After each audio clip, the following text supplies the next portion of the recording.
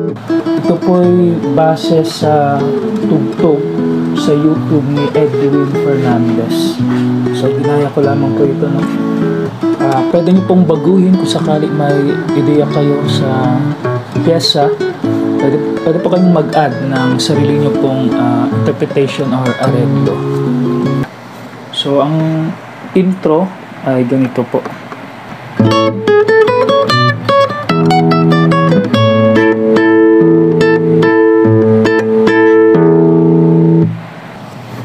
Punta po tayo sa mabagal na tutorial, no? Ang ginawa ko po dito ay chord formation ng D major.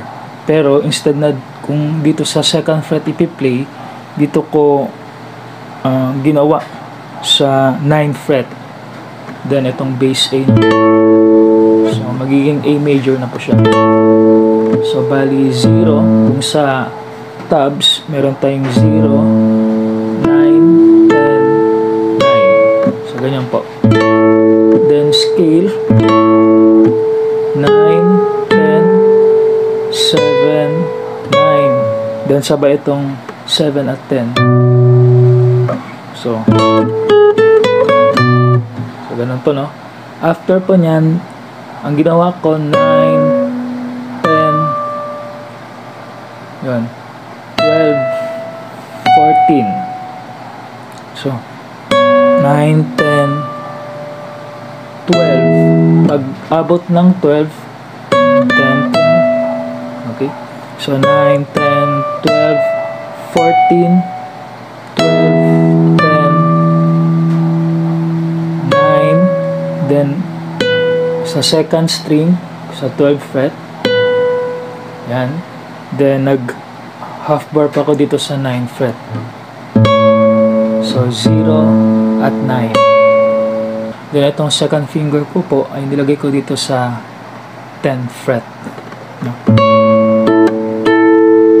So, dalawang 9, 10. Okay. Then, 0, 9, 10 na naman.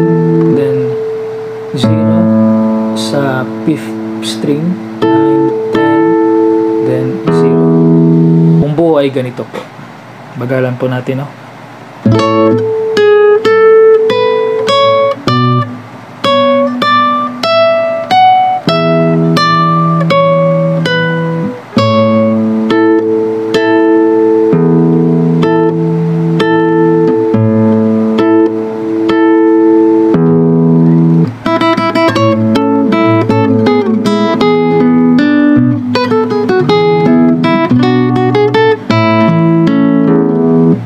So, 4 na 0 po sa first string. 0, 0, 0. So, mabilis po yan. Okay, then 0 and 9. Then 6, 5, 0. So, kung kukombine po natin yung doon, parte, ganito pang tunog. Yan. Then, ulit lang. 0, 6, 5. Then 4, 4. Slide lang po. Then 0, 1, 0. Then 0, 4, 4.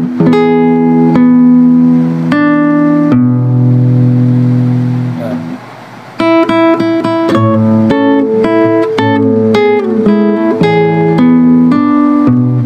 Okay. Then 7, 5, 4, 7. Yan. 5, 4, 7. Then 0, 4. Nag half bar pa ko dito, no? Half bar. Then half bar 4, 5. Yan.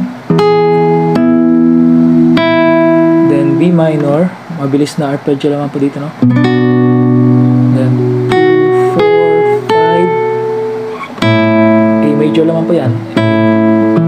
0, 0, 2. So, kung pick up po tayo doon sa 7, 5, 4, 7, 7, 5, 4, 7.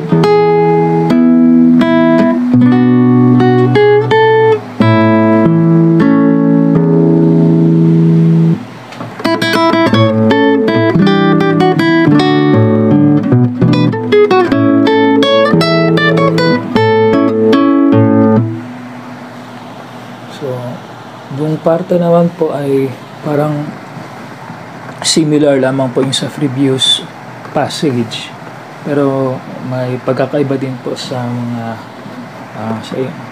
sa part, no, sa ibang part. So yung start ay ganito lang po, inulit lamang po yon, 4 na 0, then same lang, yan, 0, then ang next position ay ganito po, 2, 0, 3, 3, yan, ganito po, 2, 0, 3, 3, 2, 0. So ang next is mag-form lang po kayo ng chord ng D major. Bali. Yan. 0, 0, 7. Then, strum yun naman po yan, no? Yung ganun. So, 7, nasa 7th fret po yan, naka full bar. Yan. 10, 9, 7, 0, 6, 5, 9. Sabay itong 0 at 12. Then 10, 9, 7, 5. Sabay itong 0 at 5, 6, 5, 0. So ulitin ko po itong parte sa dito. 2, 0, 3, 2, 0. Then form ng D major chord, arpeggio, then 0, 0, 7, then 7 fret pa yun lahat, 10, 9, 7, 0, 6, 5, 5, 9, slide to 12 fret, then kumakaabot na sa 12 fret, sabay po itong bass E or 6 string open, 10, 9, 7, 5. So ganito po ang chord position, A major pa yan, 6, 5, 6, 5, 6, 5, then A.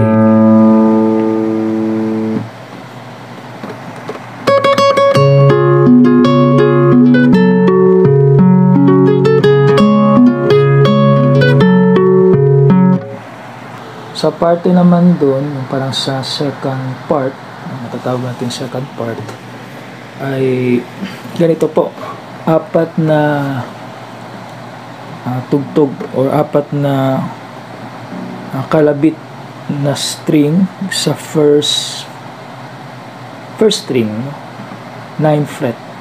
So 9, 9, 9. So yung panglima, sabay na po ito sa sa 9th fret, 9th fret 6 string yan. Sabay na po yan. So naka full bar po yan dyan, no? 9, 9, 9. Then ang chord position ay ganito po, para siyang C sharp 7, no? So yan. So pag nakaposisyon na kayo ng ganyan, ay mas madali na lamang po, no? Kasi may preparation na, may chord formation, preparation ng mga notes na tutugtugin.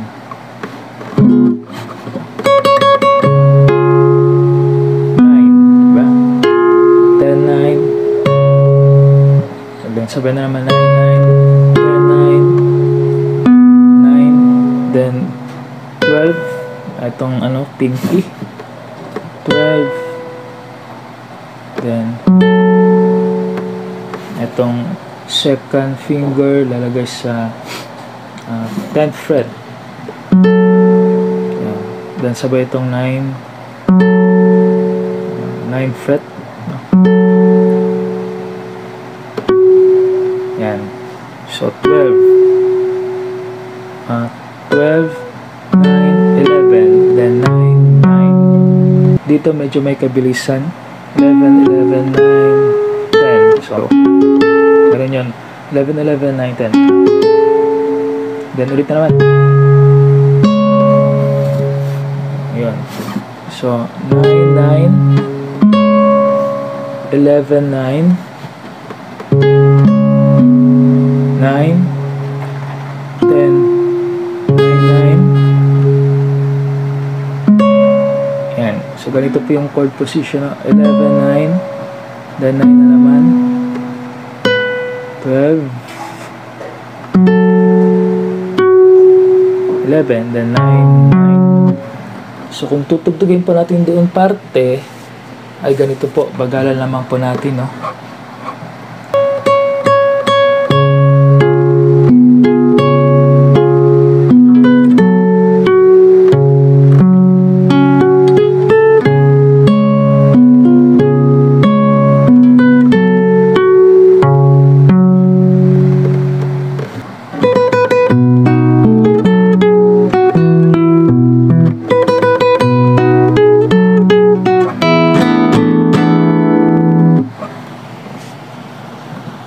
Second part naman po ay ganito po. So, after full bar dito sa 9th fret, magpo-full bar na naman dito sa 7th fret. Parang same position po pa rin. So, 7, 7, 7. Sabay itong first string and 6th string. Sabay po yan. Yan, 7, 8, 7. 7, then 9, 9, 10, 9, gano'n, no?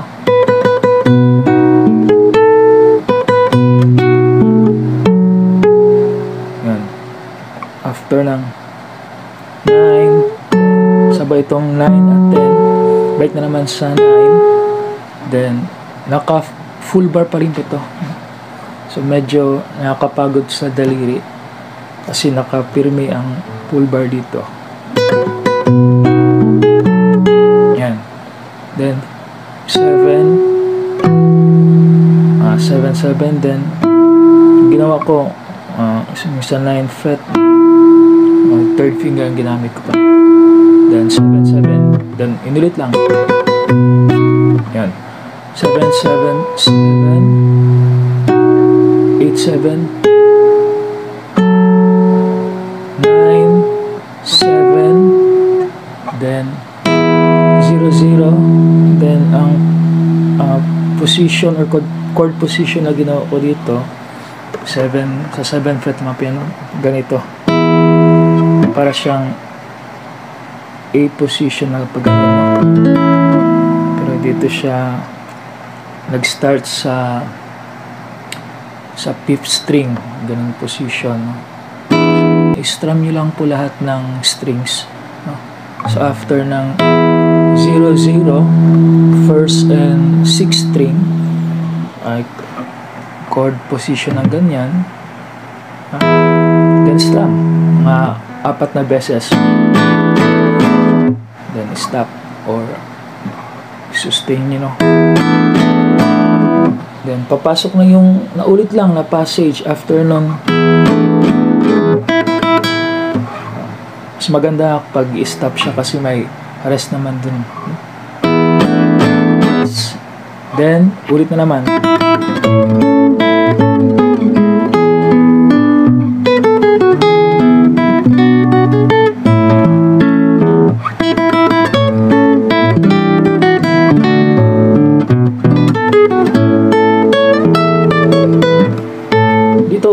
Ulit lang yung na iba lang po ay yung ending, no?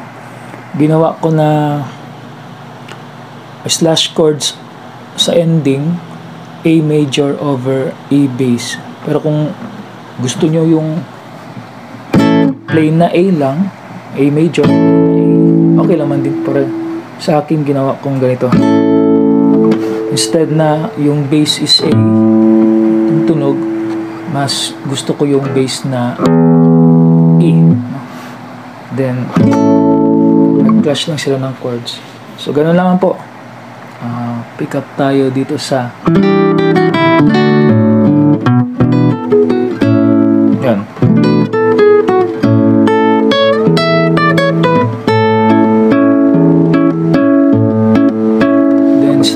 po lahat ng chord, then formation ng ganito.